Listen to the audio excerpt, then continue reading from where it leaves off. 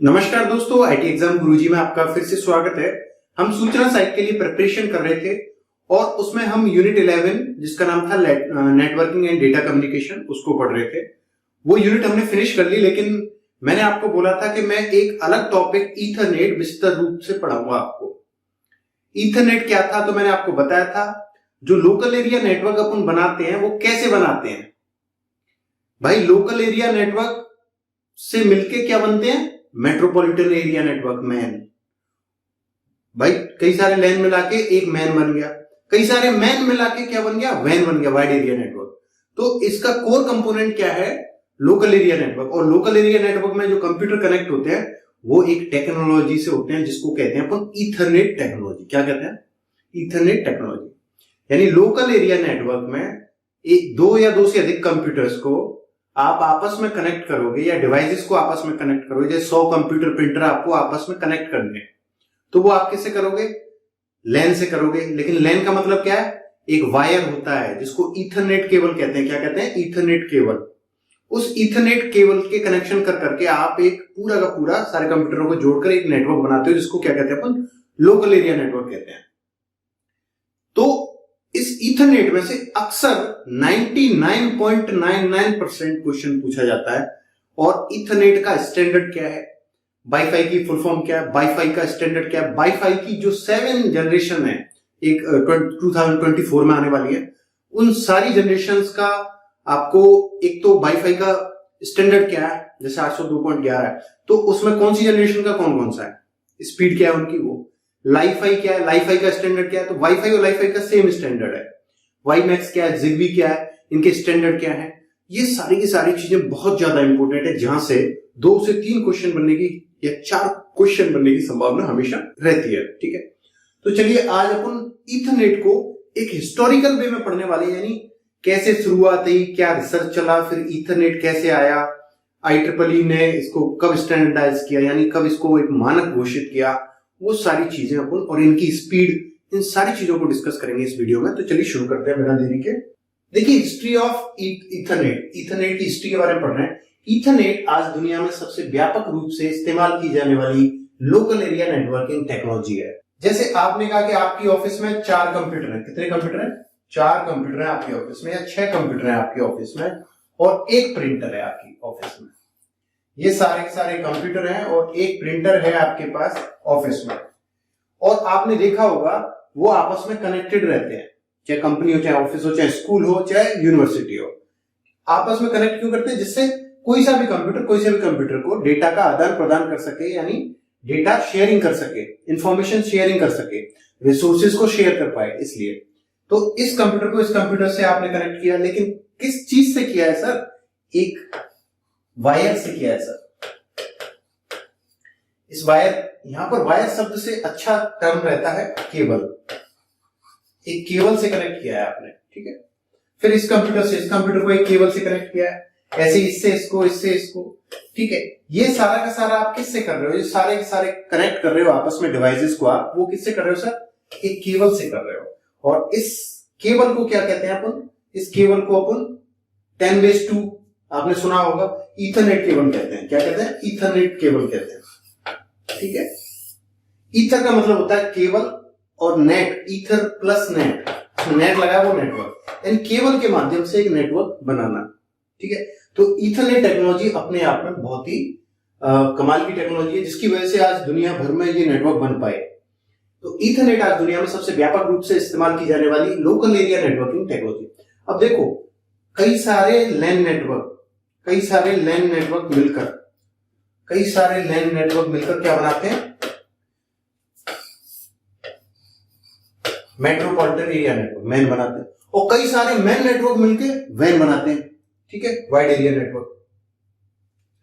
लेकिन सबसे शुरुआत नेटवर्क की किससे होती है, लोकल एरिया नेटवर्क से ही होती है। और लोकल एरिया नेटवर्क में कंप्यूटर्स या डिवाइसेस को अपन आपस में कनेक्ट करने के लिए जिस टेक्नोलॉजी का यूज करते हैं उसको क्या कहते हैं, ईथरनेट टेक्नोलॉजी कहते हैं, ठीक है। अब देखिए यहां पर अब इंपॉर्टेंट चीज है, 22 मई 1973 को बॉब मैटकॉफ, किसने, बॉब मैटकॉफ नाम का एक कंप्यूटर साइंस का साइंटिस्ट था। कब, 22 मई 1973 को। तब जेरोक्स पालो Alto research centre park California में ईथरनेट नेटवर्क सिस्टम का वर्णन करते हुए एक मेमो लिखा। उन्होंने क्या किया, ये आपने नाम सुना होगा जेरोक्स,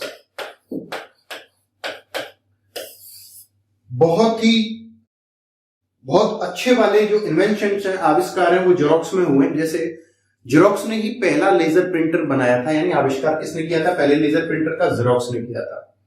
पहले पर्सनल कंप्यूटर का अल्टोस नाम था उसका भी किसने आविष्कार किया था, जेरोक्स ने किया। ईथरनेट का यानी लोकल एरिया नेटवर्किंग टेक्नोलॉजी का भी आविष्कार किसने किया, जेरोक्स ने किया। किसने, जेरोक्स ने किया।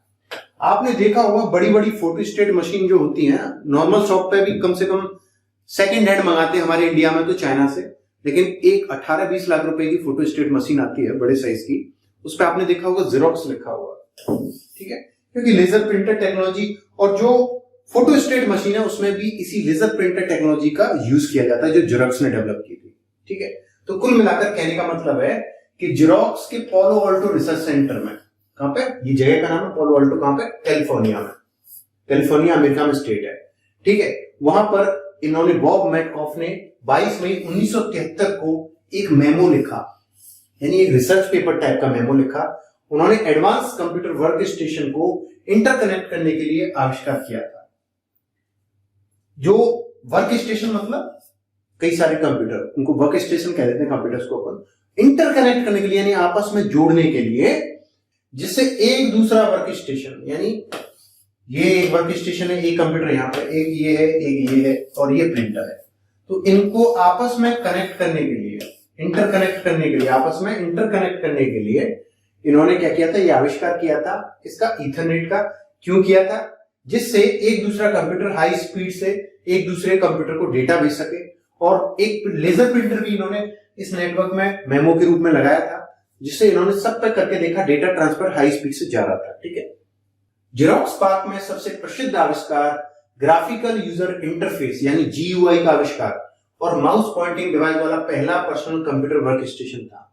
जो जेरोक्स पार्क में जो पहला वो हुआ था इन्वेंशन, वो कौन सा था, एक उन्होंने पर्सनल कंप्यूटर बनाया। क्या बनाया, पर्सनल कंप्यूटर, और उसमें पहली बार GUI का यूज किया था। पहली बार किसका यूज किया था, GUI का यूज किया था उन्होंने इस पर्सनल कंप्यूटर में। और क्या यूज किया था इन्होंने इसमें, माउस पॉइंटिंग डिवाइस वाला पहला ऐसा कंप्यूटर था जिसमें माउस था। क्या था, माउस था, ठीक है सर।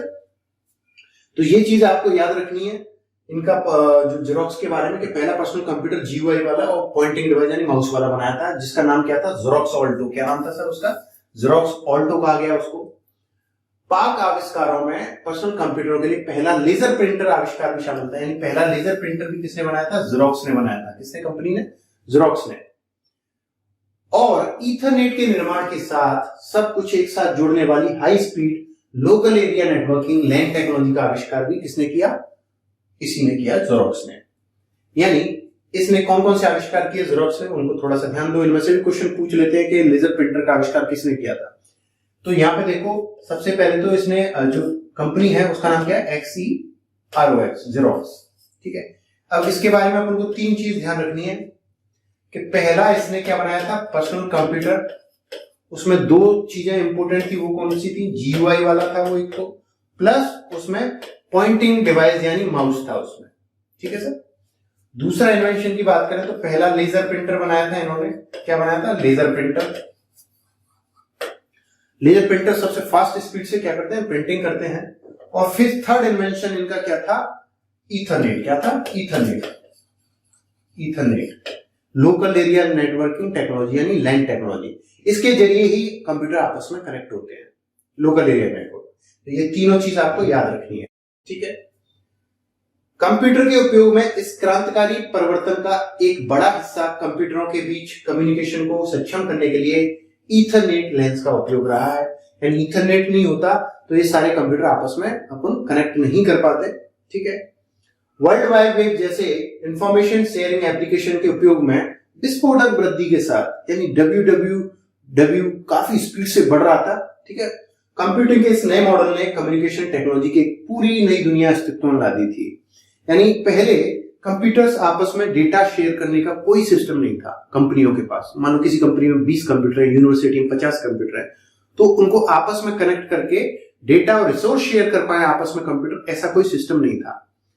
वो सिस्टम क्या था जो बाद में आया है इसके लिए, ईथरनेट। तो ईथरनेट में क्रांतिकारी बदलाव किए, ठीक है। इस आविष्कार से पहले विभिन्न कंप्यूटर्स आपस में इंफॉर्मेशन को शेयर करने में क्या थे, असमर्थ थे। लेकिन आज ईथरनेट के निर्माण के साथ सब कुछ एक साथ कनेक्ट करने वाली पहली high speed local area networking LAN technology ने सब कुछ बदल दिया, यानी ईथरनेट ने, ठीक है। ईथरनेट क्या एक टेक्नोलॉजी है, लैन टेक्नोलॉजी, कौन सी, लोकल एरिया नेटवर्किंग टेक्नोलॉजी है, जिसके जरिए आप आपस में कंप्यूटर्स और डिवाइसेस को कनेक्ट कर पाते हो। किस लिए कनेक्ट करते हो, डेटा और रिसोर्स शेयर करने के लिए, यानी सेंड और रिसीव करने के लिए। इन दिनों इंफॉर्मेशन शेयरिंग करना अक्सर ईथरनेट टेक्नोलॉजी पर किया जाता है। किसी भी सबसे छोटे ऑफिस से लेकर सबसे बड़े ऑर्गेनाइजेशन तक, किसी भी स्कूल से लेकर किसी भी बड़े से बड़े यूनिवर्सिटी या विश्वविद्यालय में जाकर आप देख लो, सारे के सारे कंप्यूटर्स, बैंक में जाके देख लो, सारे के सारे कंप्यूटर्स एक लैन केबल से, यानी लोकल एरिया नेटवर्क केबल से, जिसको ईथरनेट कहते हैं, उस टेक्नोलॉजी से आपस में कनेक्टेड होते हैं, ठीक है सर। क्यों कनेक्टेड होते हैं, जिससे हर कंप्यूटर डेटा शेयरिंग कर पाए, रिसोर्सेज को शेयर कर पाए, ठीक है। तो दोस्तों, बॉब मैटकॉफ का 1973 का जो ईथरनेट मेमो इन्होंने प्रेजेंट किया था, बॉब मैटकॉफ ने, उसके अलावा उसमें देखिए एक और नेटवर्किंग सिस्टम को डिफाइन करता है। इस लैन टेक्नोलॉजी ईथरनेट के अलावा वो एक और नेटवर्किंग सिस्टम को डिफाइन करता है, जो नेटवर्किंग के क्षेत्र में इससे पहला अर्लियर एक्सपेरिमेंट है, जिसे क्या कहते थे, अलोहा नेटवर्क एक्सपेरिमेंट कहते थे। क्या कहते थे, अलोहा नेटवर्क एक्सपेरिमेंट कहते थे। इस ईथरनेट से पहली बात कर रहे हैं, ठीक है। अलोहा नेटवर्क 1960 के दशक के अंत में, अलोहा नेटवर्क 1960 के दशक के अंत में हवाई विश्वविद्यालय में शुरू हुआ था, जब नॉर्मन अब्राहमसन एक साइंटिस्ट था और उसके कई सारे सहयोगी थे। हवाई द्वीपों के बीच में कम्युनिकेशन के लिए एक रेडियो नेटवर्क डेवलप किया था। भाई, ये अपन बात कर रहे हैं ईथरनेट टेक्नोलॉजी से पहली बात कर रहे हैं। उससे पहले इन्होंने वाईफाई की तरह, यानी रेडियो वेव का यूज करके कम्युनिकेशन करने की कोशिश की थी, ठीक है। अलोहा प्रोटोकॉल बहुत सरल था। अलोहा स्टेशन जब चाहे पैकेट भेज सकते थे और फिर एक्नॉलेजमेंट की प्रतीक्षा करते थे। यानी ये इस स्टेशन ने कोई डेटा पैकेट भेजा, क्या किया, कोई स्टेशन है ये S1, और इसने वायरलेसली रूप से क्या भेजा, कोई डेटा पैकेट भेजा। अब वो डेटा पैकेट भेज तो दिया, फिर भेजने के बाद जब रिसीवर उसको रिसीव कर लेता था, तो फिर इसके पास आता था एक्नॉलेजमेंट। क्या आता था, एक्नॉलेजमेंट। तो ये समझ जाता था कि मेरा पैकेट डिलीवर हो गया, ठीक है। अगर एक्नॉलेजमेंट नहीं आया तो गड़बड़ हो जाती थी इसमें, ठीक है। और फिर एक्नॉलेजमेंट की प्रतीक्षा करता था। लेकिन विभिन्न स्टेशन पर अगर एक साथ पैकेट छोड़े हों तो क्या होता था, कोलिजन हो जाता था, यानी डेटा पैकेट्स की टक्कर हो जाती थी। वो इनके लिए प्रॉब्लम थी, ठीक है, यानी कोलिजन की प्रॉब्लम बढ़ने लगी थी। ये एक एक्सपेरिमेंट था अलोहा नाम का, इससे पहला ईथरनेट से, उसके बारे में बता रहा हूं। इसके बाद अब्राहमसन ने दूसरा सिस्टम एक और बनाया अलोहा के बाद, उसका नाम था प्योर अलोहा। और उसके बाद स्लॉटेड अलोहा, यानी इस प्योर अलोहा के बाद भी इन्होंने एक और सिस्टम बनाया इंप्रूव करने के लिए, उसको इन्होंने नाम दिया स्लॉटेड अलोहा। उसमें क्लॉक का यूज करते थे, जिनमें ट्रांसमिशन को सिंक्रोनाइज करने के लिए मास्टर क्लॉक का यूज किया गया था। 1995 में अब्राहमसन को अलोहा सिस्टम की अवधारणा की डेवलपमेंट के लिए एक क्या मिला था, अवार्ड मिला था। कौन सा, Koji Kobayashi computer and communication award, ठीक है, जिससे आधुनिक स्थानीय क्षेत्र नेटवर्क का विकास हुआ। यानी ये पूरी तरह वेव्स पर आधारित था अलोहा नेटवर्क, ठीक है। एक द्वीप से दूसरे द्वीप भेजने की कोशिश की थी। तो ये पुराने जो एक्सपेरिमेंट है, इनकी बदौलत आज वाईफाई है और अपना लोकल एरिया नेटवर्क यानी ईथरनेट टेक्नोलॉजी है, ये इन्हीं एक्सपेरिमेंट की बदौलत है। लेकिन अपना मेन मोटो क्या है सर, अपना मेन मोटो तो है ईथरनेट के बारे में जानना। एंड में बता दूंगा, अभी देखते चलो मेरे साथ, पूरी वीडियो देखना बस। एंड में बता दूंगा 4-5 जगह जहां से क्वेश्चन आने वाला है, ठीक है। 1972 के अंत में मैटकॉफ और उसके ज़ेरोक्स पार्क सहयोगियों ने ज़ेरोक्स ऑल्टो को इंटरकनेक्ट करने के लिए पहला एक्सपेरिमेंट ईथरनेट सिस्टम डेवलप किया। अब आप देखोगे कि 1972 के एंड में मैटकॉफ जो साइंटिस्ट है और उसके कई सारे कंपनी के सहयोगियों ने क्या किया, ज़ेरोक्स ऑल्टो को, अब आप पूरे ज़ेरोक्स ऑल्टो क्या है, तो ज़ेरोक्स में एक पर्सनल कंप्यूटर डेवलप हुआ था GUI वाला, जिसमें पहली बार माउस का यूज किया गया था, अभी बताया था मैंने। उन कंप्यूटर्स को इन्होंने नाम दे रखा था ऑल्टो। क्या दे रखा था, ऑल्टोस। तो इनकी जो ज़ेरोक्स के अंदर ऑल्टो नाम के जितने भी कंप्यूटर्स थे, उनको इन्होंने आपस में कनेक्ट करके ये एक्सपेरिमेंट किया था, ठीक है। तो जेरोक्स पार्क ने क्या किया, जेरोक्स ऑल्टो को इंटरकनेक्ट यानी आपस में कनेक्ट करने के लिए पहला एक्सपेरिमेंट ईथरनेट सिस्टम डेवलप किया था। एक्सपेरिमेंट ईथरनेट का उपयोग विभिन्न ऑल्टोस को यानी विभिन्न उन कंप्यूटर्स का नाम है ऑल्टोस, तो विभिन्न ऑल्टोस को एक दूसरे से और सर्वर से फिर लेजर प्रिंटर से जोड़ने के लिए किया गया था और सक्सेसफुली इनका एक्सपेरिमेंट सफल रहा और उसकी स्पीड क्या थी डेटा ट्रांसमिशन की 2.94 एमबीपीएस। ठीक है, ये जनरल चीजें बस पढ़ते चलो। 1973 में मैटकॉफ को पहले एक्सपेरिमेंटल नेटवर्क को ऑल्टो अलोवा नेटवर्क के नाम से जाना गया। पहले इसको ईथरनेट नाम नहीं दिया गया क्योंकि पहले अलोवा नाम के कंप्यूटर्स जो जेरोक्स के कंप्यूटर्स थे उनको आपस में इंटरकनेक्ट करके नेटवर्क बनाया गया था, तो ऑल्टो कंप्यूटर का नाम था, तो इसको उन्होंने नाम क्या दे दिया, ऑल्टो अलोवा नेटवर्क नाम दे दिया। क्या दे दिया, ऑल्टो अलोवा नेटवर्क नाम दे दिया। ईथरनेट तो बाद में नाम दिया इन्होंने। ठीक है, जाना गया। मैटकॉफ ने फिर इस नाम को क्या कर दिया, ईथरनेट में बदल दिया। वो किस लिए बदला, उन्होंने कहा कि ये जो नाम है ऑल्टो अलोवा, इसमें ऐसा लगेगा लोगों को सिर्फ अलोहा कंप्यूटर्स ही आपस में इंटरकनेक्ट हो सकते हैं। उन्होंने कहा लोग ऐसा नहीं सोचे कि सिर्फ जेरोक्स के अलोहा कंप्यूटर ही आपस में कनेक्ट हो सकते हैं। उनका कहने का मतलब ये था कि सारे के सारे अलोहा से बाहर के भी दुनिया के सारे कंप्यूटर्स आपस में कनेक्ट हो सकते हैं, इसलिए उन्होंने इस नाम को हटाकर क्या नाम कर दिया, ईथरनेट कर दिया। ठीक है, अब उन्होंने ईथरनेट शब्द क्यों लिया, ईथर का नाम है एक फिजिकल मीडियम यानी केबल। ईथर का मतलब क्या है, केबल, और नेट, ईथर प्लस नेट, तो ईथर माने केबल, नेट माने नेटवर्क, केबल का बनाया हुआ एक नेटवर्क, केबल से अपने कनेक्ट करके बनाया एक नेटवर्क, इसलिए इसका नाम क्या है, ईथरनेट है। ठीक है, अब भाई इनका एक्सपेरिमेंट सफल हो गया, आपस में कंप्यूटर कनेक्ट कर लिए इन्होंने और उसका नाम इन्होंने अलोवा ऑल्टो नेटवर्क से हटा के क्या कर दिया, इन्होंने ईथरनेट नाम कर दिया। हिस्ट्री पढ़ रहे हैं अपन सिंपली है। जुलाई 1976 में बॉब मैटकॉफ और डेविड बॉक्स ने अपना लैंडमार्क पेपर, जिस पेपर का नाम क्या है, Ethernet distributed packet switching for local computer networks, प्रकाशित किया, पब्लिश किया इन्होंने एक रिसर्च पेपर। हालांकि जेरोक्स के पास ईथरनेट सिस्टम का पूर्ण स्वामित्व था, जेरोक्स के पास ही ईथरनेट का पूर्ण क्या था, कॉपीराइट था, यानी स्वामित्व था, ओनरशिप थी। फिर भी ओनरशिप भले ही थी इनके पास, लेकिन ये चाहते थे इसको क्या, एक अंतरराष्ट्रीय स्टैंडर्ड बनाना, और अंतरराष्ट्रीय स्टैंडर्ड बनाएंगे आप, और ईथरनेट शब्द का कॉपीराइट किसके पास है, जेरोक्स के पास। तो आज भी हम कह देते हैं कि ईथरनेट का स्टैंडर्ड क्या है, लेकिन ईथरनेट नाम का कोई शब्द है ही नहीं IEEE में स्टैंडर्ड के लिए। ठीक है, पर अपन कह देते हैं। तो इन्होंने फिर इसको क्या किया, वर्ल्ड वाइड स्टैंडर्ड बनाने के बारे में सोचा इन्होंने। तो अब देखो आगे क्या होता है। ओरिजिनल 10 Mbps ईथरनेट स्टैंडर्ड पहली बार 1980 में DEC विक्रेता संघ द्वारा प्रकाशित किया गया।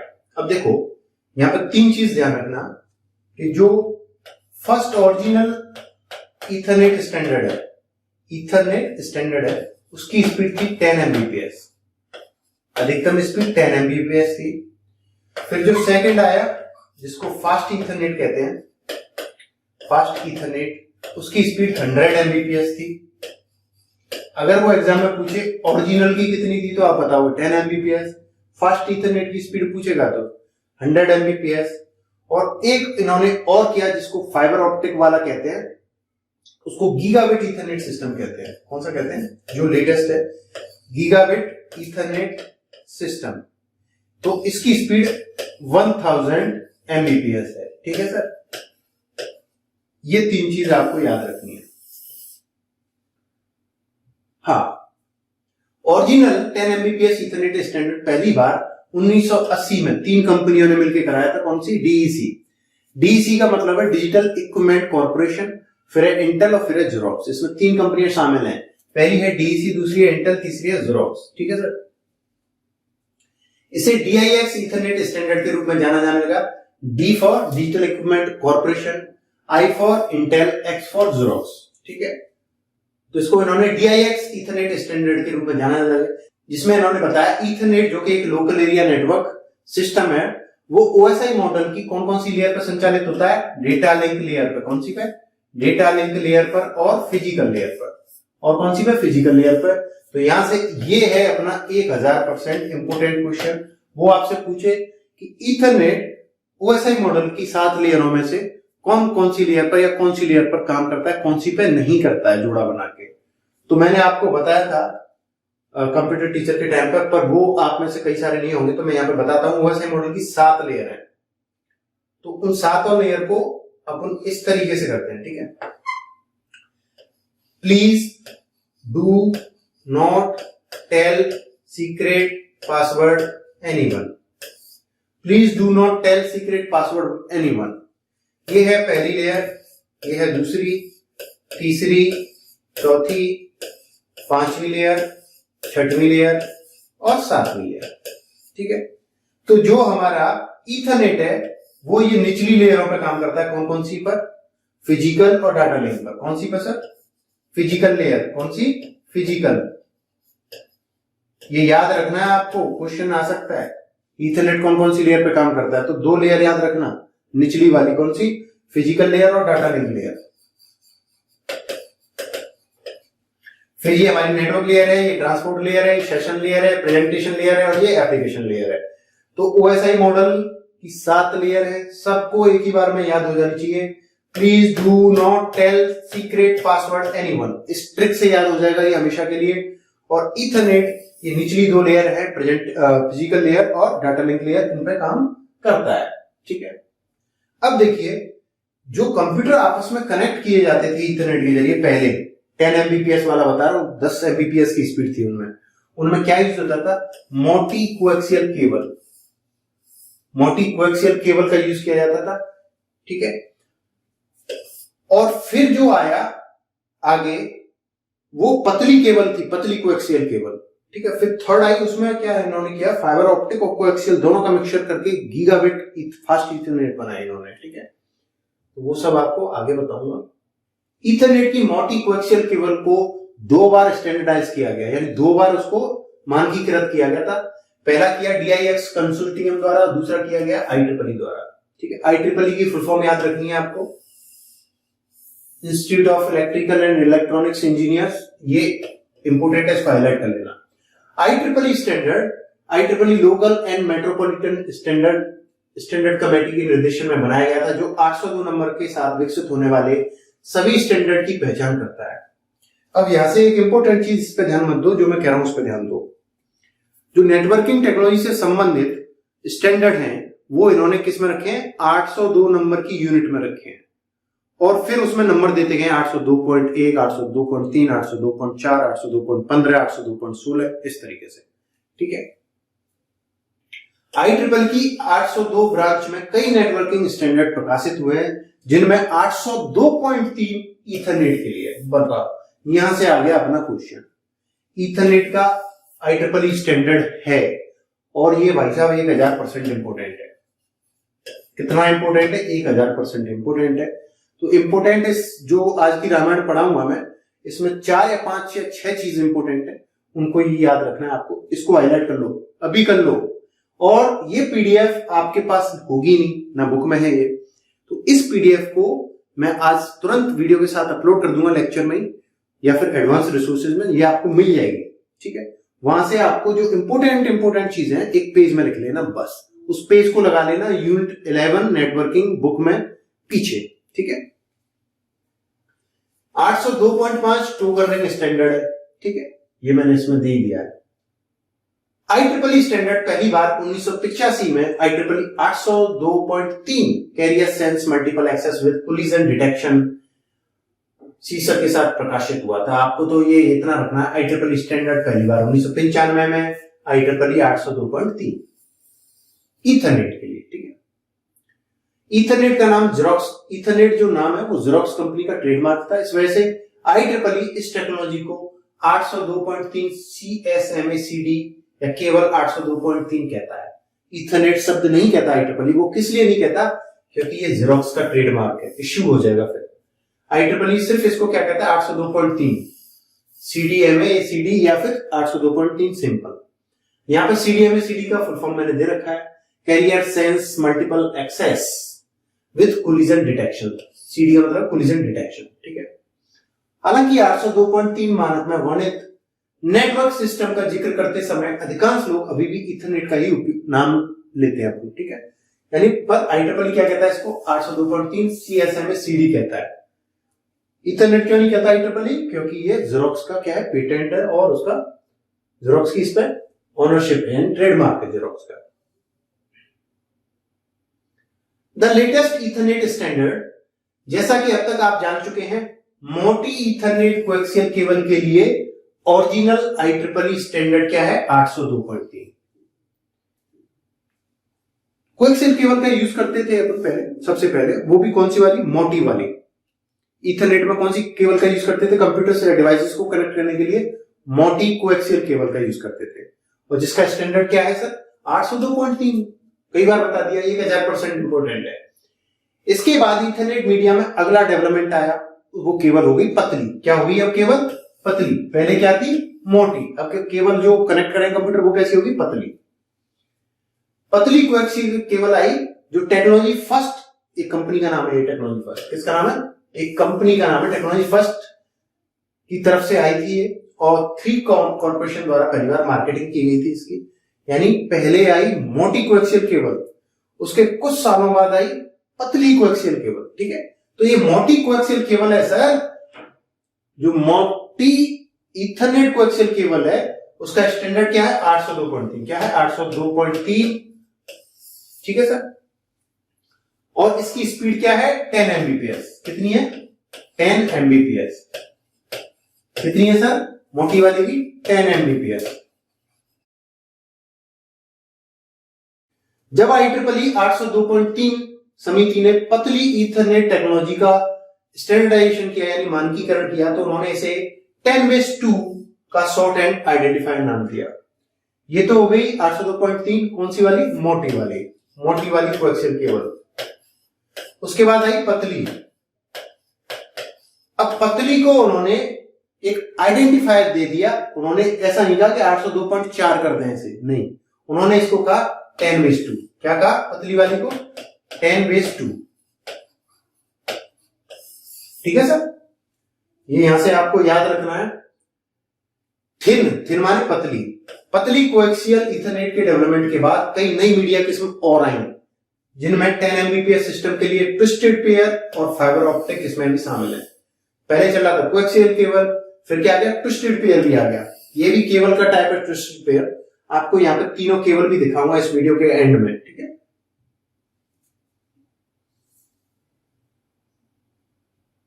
इसके बाद 100 Mbps fast Ethernet system develop किया गया, जिसमें ट्विस्टेड पेयर केबल और फाइबर ऑप्टिक मीडिया सिस्टम की नई किस्में शामिल थी। ठीक है, अब देखो इसमें से अपन क्वेश्चन बनाते हैं यहां पे कुछ। सबसे पहले आई मोटी वाली, ठीक है, और मोटी आई तो उसको अपने क्या 802.3, क्या कहा 802.3 इथरनेट। ठीक है, फिर आई पतली, पतली इथरनेट केबल आई, पतली आई। ठीक है, हाँ, पतली को अपने कहा 10/2। क्या कहा, 10/2, 10 Mbps। फिर आई सर हमारी 100 Mbps के लिए, उसको हम 100 Mbps वाली को कहते हैं फास्ट इथरनेट। क्या है सर, फास्ट इथरनेट। लेकिन इसमें क्या यूज किया हमने, ट्विस्टेड पेयर केबल और फाइबर ऑप्टिक, दो यूज किए इसमें। कौन सी, ट्विस्टेड पेयर और फाइबर ऑप्टिक। केबलों के नाम है, केबल के टाइप है, केबल आती है फाइबर ऑप्टिक। और इसकी स्पीड कितनी है सर, 100 Mbps। कितनी है, 100 Mbps स्पीड है। और इसको हम और किस नाम से जानते हैं, फास्ट इथरनेट नाम से।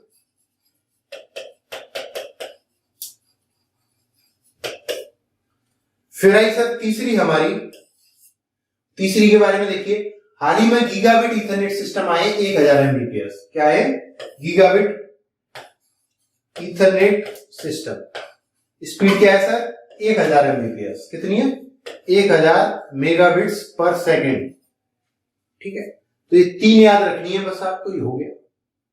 पहली 10 Mbps स्पीड थी मोटी पतली वाली की, फिर आई फास्ट इथरनेट टेक्नोलॉजी, उसमें 100 Mbps मेगाबिट्स पर सेकंड की स्पीड थी। फिर हमारा गीगाबिट इथरनेट सिस्टम आया जिसमें 1000 Mbps की स्पीड है। ठीक है, ओरिजिनल वाले में कितनी थी तो याद रखना 802.3 में कितनी है 10 Mbps, ठीक है। मोटी वाली को इन्होंने 802.3 कहा, पतली वाली को क्या कहा इन्होंने IEEE ने 10/2, ठीक है। तो इन सभी सिस्टम को IEEE इथरनेट स्टैंडर्ड के सप्लीमेंट्स के रूप में डेवलप किया गया। इन सप्लीमेंट्स का मतलब सिर्फ पहले वाले को ही दिया है नाम इन्होंने 802.3, इसको तो बोलेंगे ओरिजिनल, क्या बोलेंगे ओरिजिनल। और उसके बाद 10/2 आया या ये गीगाबिट इथरनेट सिस्टम आया, इन सबको क्या बोलते हैं सप्लीमेंट बोलते हैं, पूरक। यानी एक ये तो मेन है, इसके नीचे जुड़ते जाते हैं वो छोटे छोटे, ठीक है। यहां पे दे रखा है हमने IEEE 802.3 के सप्लीमेंट्सों के बारे में। ओरिजिनल कौन सा है, ओरिजिनल 802.3 है।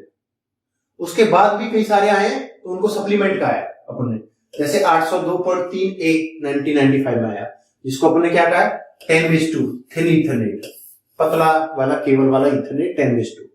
फिर 802.3C 1985 10 Mbps repeater specification clause 9 में इसको रखा गया है इस तरीके से, ठीक है। तो ये टेबल दे रखी है मैंने सप्लीमेंट्स की। अब देखिए IEEE के स्टैंडर्ड्स को ओपन सिस्टम इंटरकनेक्शन यानी OSI मॉडल, तो OSI की फुल फॉर्म याद रखनी है आपको, open system interconnection. OSI model है, एक रेफरेंस मॉडल है, ये प्रैक्टिकली नहीं हो सकता, ये बस एक रेफरेंस के लिए मॉडल है। इसमें 7 लेयर बताई हैं कि डेटा होते हुए सेंडर से रिसीवर तक जाने के लिए किस किस फेज से होते हुए जाता है। OSI मॉडल की 7 लेयर है, और वो लेयर कौन कौन सी हैं तो मैंने अभी याद कराया था आपको, फिर से याद करो। हालांकि OSI मॉडल अलग से पढ़ेंगे अपन, पर एडवांस में याद कर लो। Please do not tell secret password anyone. Physical और डाटा लिंक, ईथरनेट इन दोनों पे काम करता है। ईथरनेट कौन सी लेयर पे OSI पे काम करता है, फिजिकल और डाटा लिंक लेयर पे। और ये जो नेटवर्क है ये हमारी होस्ट के लिए वो है layers, network layer, transport layer, session layer, presentation layer और एप्लीकेशन लेयर, ठीक है। तो हम कह रहे हैं यहाँ पे IEEE के स्टैंडर्ड्स को ओपन सिस्टम इंटरकनेक्शन यानी OSI रेफरेंस मॉडल के अनुसार व्यवस्थित किया गया है, यानी ऑर्गेनाइज किया गया है। यह मॉडल 1978 में स्टैंडर्डाइजेशन के लिए यानी मानकीकरण के लिए international organization for standard ISO द्वारा विकसित किया गया था। यहां से ISO की फुल फॉर्म भी याद कर लो, इंटरनेशनल ऑर्गेनाइजेशन फॉर स्टैंडर्ड्स, ठीक है, स्टैंडर्डाइजेशन, ठीक है। ये 3-4 देखो IEEE, institute of electrical electronics engineers, फिर हमने पढ़ा है OSI ओपन सिस्टम इंटरकनेक्शन, फिर हमने पढ़ा ISO international organization for standardization. इन तीनों की फुल फॉर्म याद रखना। तो ये ISO है, इसका हेडक्वार्टर कहां है, जिनेवा स्विट्जरलैंड में, और ये क्वेश्चन पूछा जा चुका है RSMSSB द्वारा एक बार। OSI मॉडल को पहली बार वॉशिंगटन DC में प्रेजेंट किया गया था। वॉशिंगटन DC का मतलब है डिस्ट्रिक्ट ऑफ कोलंबिया, ठीक है। 1978 में प्रेजेंट किया गया था, किसने, हूवर्ड जिम्मरमैन द्वारा। फिर क्या हुआ, 1984 में स्टैंडर्ड ISO 749 के रूप में पब्लिश किया गया, यानी अस्तित्व में कब आया 1984 में, और रॉ फॉर्म में कब ये प्रेजेंट किया गया 1978 में वॉशिंगटन DC में, ठीक है। ISO के बारे में OSI मॉडल के बारे में बता रहा हूं। OSI मॉडल अपन अलग से पढ़ेंगे, यहाँ पे थोड़ा बहुत इंपोर्टेंट चीज आने वाली है, ये वीडियो पूरी देखना क्योंकि एंड में बहुत इंपोर्टेंट चीज आने वाली है। The 7 layers of OSI model. OSI model क्या है, सबसे पहले OSI मॉडल बताता है कि किसी कंप्यूटर में उपस्थित किसी सॉफ्टवेयर एप्लीकेशन से इंफॉर्मेशन किसी फिजिकल मीडियम से दूसरे कंप्यूटर में उपस्थित सॉफ्टवेयर एप्लीकेशन तक कैसे जाती है। देखो दिखा देता हूं यार मैं तुम्हें, चलो OSI को एक छोटे हल्के रूप में आज देख लेते हैं, बाकी अपनी यूनिट आगे तब देखेंगे।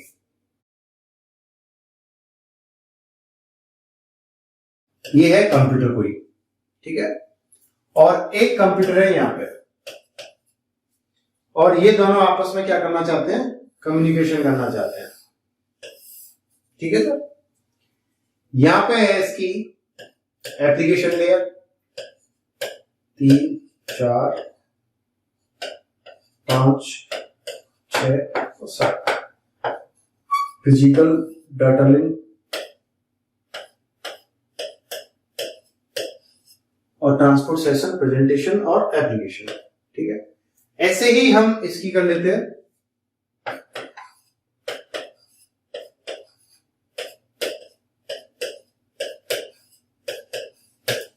ठीक है, ये जो फिजिकल लेयर है, सबसे निचली लेयर, यहां पे एक्चुअल डेटा निकल जाता है और ये मीडियम से होते हुए जाता है। कोई वायर है, लैन केबल है, कोई और तरीका है, उससे होते हुए दूसरे कंप्यूटर तक जाता है।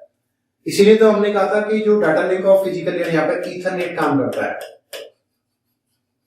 ठीक है, यहां से कोई इंफॉर्मेशन आई, यूं गई, यूं जाके दूसरे कंप्यूटर पे जाएगी। यही है अपना ओएसआई मॉडल। अलग अलग लेयर पर अलग अलग प्रोटोकॉल काम करते हैं, क्योंकि ये बहुत बड़ा टॉपिक है, अभी बहुत बढ़ जाएगा जैसे जैसे मैं खोलता जाऊंगा। ठीक है, कौन सी लेयर का काम क्या है, ठीक है, वो सारी की सारी चीजें हो जाती। अब देखो, ये जो डेटा जा रहा है ये किस में जाता है, बिट फॉर्म में जा रहा है, बिट्स की फॉर्म में। ठीक है, पर वो सही की लेयर आप याद कर लो, जिसको नहीं आती है अच्छी बात है, बहुत नहीं आती वो स्टूडेंट जरूर याद कर लें। Please do not tell secret password anyone, नीचे से ऊपर लिख दो। ठीक है, ओएसआई रेफरेंस मॉडल यह डिफाइन करने का एक तरीका है कि नेटवर्किंग की दुनिया में, हाँ ये तो हो गया, यानी ओएसआई मॉडल बता रहा है कि किसी कंप्यूटर में उपस्थित किसी सॉफ्टवेयर एप्लीकेशन से कोई इंफॉर्मेशन एक फिजिकल मीडियम, मैंने बताया था ना, यूं होते हुए फिजिकल मीडियम से होती हुई दूसरे कंप्यूटर में उपस्थित सॉफ्टवेयर एप्लीकेशन तक कैसे मूव होती है, यानी इस कंप्यूटर से इंफॉर्मेशन कैसे होती है मूव दूसरे कंप्यूटर तक। ठीक है, यहां पे आपको दिख रहा है ये ओएसआई मॉडल है। Please, P for please do not tell secret password anyone. Please do not tell secret password anyone.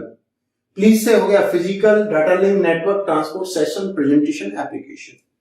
मैंने आपको बताया था सर कि ये दो जो हमारी लेयर है, कौन कौन सी, डेटा लिंक और फिजिकल लेयर, ये ईथरनेट ईथरनेट के लिए ये लेयर है, इसके लिए ईथरनेट के लिए, ईथरनेट इन ओएसआई मॉडल की इन दो लेयर्स पर काम करता है ईथरनेट।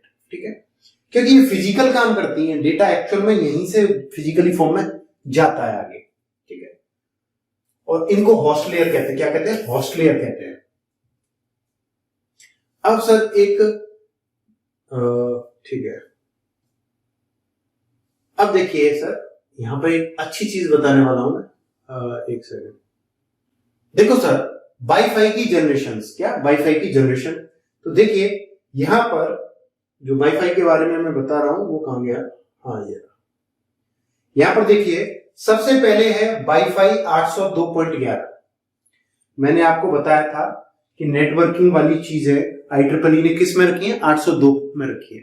फिर 802.3 ईथरनेट के लिए, तो 802.11 वाईफाई के लिए। 802. आप बोलोगे 802.3 किसके लिए है, आप बोलोगे सर इसमें 802 में तो जितने भी नेटवर्किंग से संबंधित जितने भी सिस्टम है वो 802 में रखे हैं, लेकिन 0.3 लग गया तो समझ लो किसके लिए, ईथरनेट के लिए, इंपोर्टेंट ईथरनेट के लिए। अगर हमने कहा 802.11 तो आप बोलोगे वाईफाई के लिए, इसके लिए वाईफाई के लिए। अब 802 तो इसमें भी, इसमें भी क्यों है, क्योंकि ये भी नेटवर्किंग के लिए है वाईफाई, पर 802.11 है। ये 3 ईथरनेट के लिए, 11 किसके लिए है, वाईफाई के लिए। वाईफाई का हमेशा 2 ही क्वेश्चन पूछे जाते हैं वाईफाई में से, 2 ही क्वेश्चन पूछे जाते हैं वाईफाई में से। एक तो इसकी फुल फॉर्म बता दो वाईफाई की, क्या बता दो, फुल फॉर्म, वायरलेस फिडेलिटी। ठीक है, वाईफाई की फुल फॉर्म होगी। दूसरा, वाईफाई का स्टैंडर्ड है 802.11। लेकिन इस बार इसमें से और भी क्वेश्चन बन सकते हैं, इसलिए मैंने ये चार्ट लिया आपके सामने। वाईफाई का जो ओरिजिनल है वो कौन सा है, 802.11। बाकी के सप्लीमेंट्स हैं, क्या है, IEEE के सप्लीमेंट्स हैं, यानी और इससे आगे जो आएंगे वाईफाई की जनरेशन वो सब 802.11 रहेगा सब में, लेकिन एंड में B, AX, AC, N, G, A, B, N सप्लीमेंटों के नाम लगा दिए बस, हैं सारे के सारे 802.11। तो पहली जनरेशन है वाईफाई 0, जिसको 802.11 यानी ओरिजिनल वाईफाई का स्टैंडर्ड है।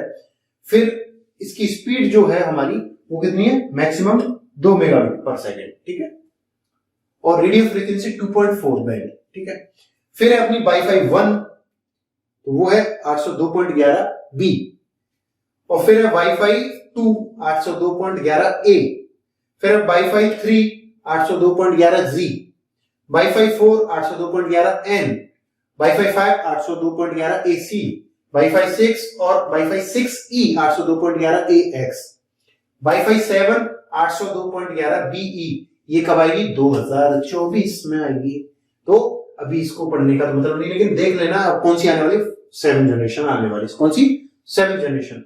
अभी कौन सी चल रही है? 6 और 6E चल रही है जनरेशन वाईफाई की। Wifi full form wireless Fidelity, और इसका जो मानक है, स्टैंडर्ड है वाईफाई का, वो है 802.11, बाकी के सप्लीमेंट है। ठीक है, ये इनकी स्पीड दे रखी है, एमबीपीएस में रखी है, तो इनको आप जीपीएस में कन्वर्ट कर सकते हो, इस वाली को भी, इसको भी और इसको भी।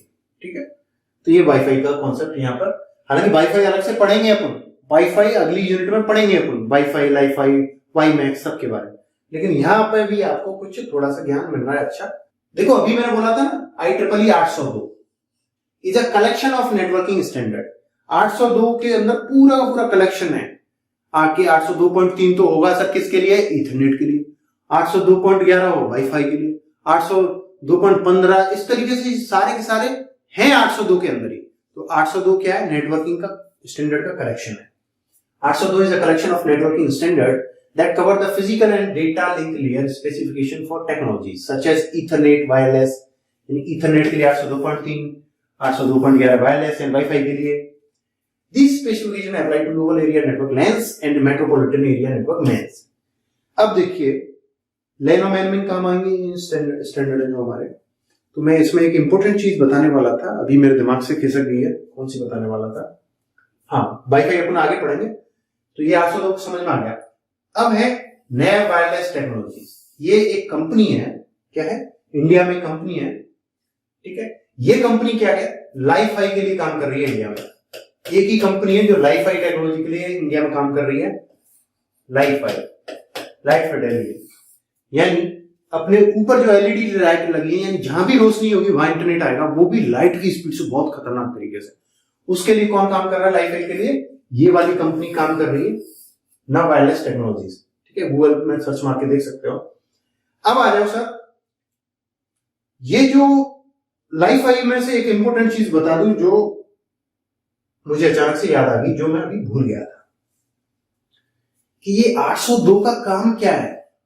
स्टैंडर्ड है जो IEEE का 802, इसका एक ही काम है, नेटवर्किंग से संबंधित। तो हमने कहा 802.3, आप बोलोगे सर ईथरनेट, चिल्ला के बोलोगे ईथरनेट, ईथरनेट का स्टैंडर्ड है। मैंने कहा 802.11, आप चिल्ला के बोलोगे सर वाईफाई का स्टैंडर्ड है, क्योंकि वाईफाई भी वायरलेस टेक्नोलॉजी है एक तरीके से नेटवर्किंग के लिए। जरूरी थोड़ी है कि लैन केबल से ही सारे कंप्यूटर कनेक्ट करो, वाईफाई से कर दो कनेक्ट। फिर हमने देखा, अब आ गया वाईफाई का एक पापा आ गया, उसका नाम है लाईफाई, लाइट फिडेलिटी। अब देखो इसका स्टैंडर्ड क्या है? इसका स्टैंडर्ड क्या है लाईफाई का, बताओ। अब भाई साहब किसी को नहीं पता, किसी को नहीं पता, चाहे कितनी तैयारी कर रहा हो। इसका सेम स्टैंडर्ड है 802.11, जो वाईफाई का स्टैंडर्ड है वही लाईफाई का स्टैंडर्ड है। सिमिलियर प्रोटोकॉल स्टैंडर्ड को यूज करते हैं। ठीक है, तो ये हो गया। अब ये ईथरनेट, वाईफाई, लाईफाई सब नेटवर्किंग के लिए। अब आ जाता है हमारा वाईमैक्स। ठीक है, क्या आ जाता है? वाईमैक्स। वाईमैक्स, वाईमैक्स का जो स्टैंडर्ड है 802.16 है। क्या है? 802.16 है। क्या है? 802.16। ईथरनेट आप बोलोगे 802.3, वाईफाई, वायरलेस फिडेलिटी तो आप बोलोगे 802.11। फिर आया था लाईफाई, लाइट फिडेलिटी, तो उसका है 802.11 ही, यानी सेम एज वाईफाई। फिर आया था वाईमैक्स, तो बोला 802.16। ठीक है, इनको याद कर लो भैया। ठीक है, ये इंपोर्टेंट है। ठीक है भैया, इंपोर्टेंट चीज अब आई है अपने सामने। अच्छा, ओके। अब एक और देखो, मैंने जिगबी पढ़ाई थी आपको वाईफाई की तरह इसी यूनिट में, एंड में। तो उसका स्टैंडर्ड है 802.15.4, 802.15.4 किसके लिए? जिगबी के लिए। और जिगबी के अलावा और देखते हैं और क्या है इसमें। वाईफाई के लिए हम पढ़ चुके हैं 802.11, किसके लिए? वाईफाई के लिए, हम पढ़ चुके हैं सर, आता है सर हमें, है ना। अब देखते हैं अपन आगे क्या है। ब्लूटूथ और BLE के लिए 802.15.1, 802.15.1 ब्लूटूथ के लिए, ठीक है। देखो मोस्ट ऑफ एग्जामिनर क्या करते हैं, ऑलमोस्ट सारे क्वेश्चन पूछे जा चुके हैं तो नए क्वेश्चन ढूंढते हैं, नए यहीं से पकड़ में आते हैं, ठीक है। एक और है सर वाई मैक्स का, तो अभी बताया मैंने 802.16 किसका है, वाई मैक्स का है। लाइफाई का क्या है, तो आप बोलोगे 802.11, जो वाईफाई का वही लाइफाई का है। तो ईथरनेट वाले में से कौन से क्वेश्चन बनेंगे, क्वेश्चन डिस्कस करते हैं कैसे कैसे क्वेश्चन बन सकते हैं। जो ईथरनेट है वो किसके द्वारा डेवलप किया गया था, किस कंपनी के बारे में, उसकी भूमिका क्या थी और उसका स्टैंडर्ड क्या है, कब पब्लिश किया, किसने इसमें योगदान दिया था, वो सारी चीजें अपन ने ईथरनेट में पढ़नी। ईथरनेट क्या है, ईथरनेट का स्टैंडर्ड क्या है, फिर हमने ओएसआई के बारे में, ओएसआई की फुल फॉर्म, आईएसओ की फुल फॉर्म और हमारा IEEE की फुल फॉर्म, ये सारी चीजें पढ़ी थी। ओएसआई मॉडल के बारे में पढ़ा था, कब आया, किसने जारी किया, किसने पब्लिश किया, 7 लेयर थी, please do not tell secret password to anyone. Ethernet किस लेयर पर काम करता है, डाटा लिंक लेयर और फिजिकल लेयर पर, सबसे निचली लेयर्स पर, ठीक है, ऊपर की होस्ट लेयर होती है। अब अभी हमने स्टैंडर्ड पढ़ी, तो ईथरनेट का पढ़ा स्टैंडर्ड 802.3, किसका, ईथरनेट का पढ़ा। अब इसमें जो पतली वाली ईथरनेट केबल आई, ये तो ओरिजिनल का है 10 Mbps, 10 Mbps वाली ओरिजिनल केबल का है, लेकिन इसमें जो पतली वाली आई उसको बोला हमने 10:2, क्या बोला, IEEE ने 10:2, ठीक है, ये भी पढ़ लिया हमने। फिर आया था हमारा वाईफाई, क्या आया था, वाईफाई क्या आया था सर, वाईफाई। वाईफाई को क्या बोला हमने, वाईफाई को बोला हमने 802.11। वाईफाई की कौन सी जनरेशन चल रही है, 660, 7 आएगी 2024 में। फिर आया हमारा लाइफाई, लाइट फिडेलिटी। अब इस वाईफाई वायरलेस फिडेलिटी, अब इसमें लाइफाई का क्या था, यही सेम 802.11 स्टैंडर्ड कवर होता है। और तो क्या था हमारा, एक अपना वाई मैक्स था, वाई मैक्स, इसका कितना था 802.16, ब्लूटूथ 802.15 वाला था, और क्या था, जिगबी वाला था। इनको आप एक बार देख लेना, पीडीएफ को मैं अपलोड कर दूंगा। इंपोर्टेंट आज का लेक्चर पिछले लेक्चर्स के बराबर ही दम रखता है अपने अंदर, जिसमें से 2 से 4 क्वेश्चन भी बन सकते हैं। पॉसिबिलिटी पे ही दुनिया टिकी हुई है, हमें अंदाजा लगता है कि इस बार इसमें से भगवान करे 4-5 क्वेश्चन आ जाए इस पीडीएफ में से, ठीक है।